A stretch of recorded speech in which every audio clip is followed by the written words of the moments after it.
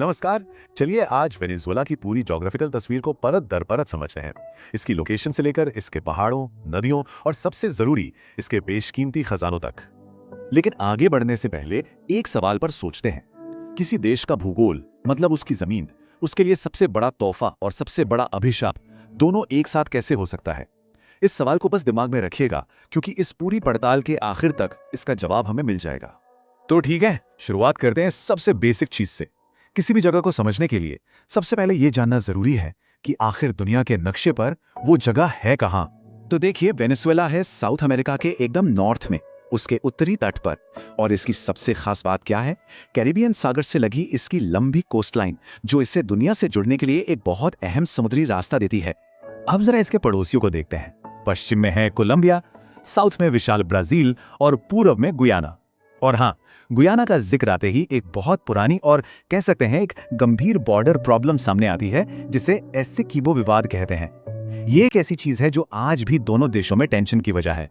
अब लोकेशन तो समझ आ गई, चलिए जरा इसकी जमीन को देखते हैं।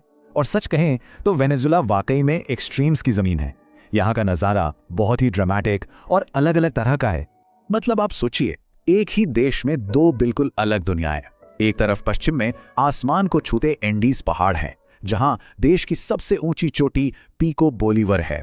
तो वहीं दूसरी तरफ पूरब में है गुयाना हाईलैंड्स, जो कि एक बहुत पुराना और विशाल पठार है, जहां दुनिया का सबसे ऊंचा वाटरफॉल एंजल फॉल्स है। तो इन दो बड़ी बड़ी ऊंची नीची जगहों के बीच में क्या है? यहाँ आते हैं लानोस के विशाल सपाट मैदान।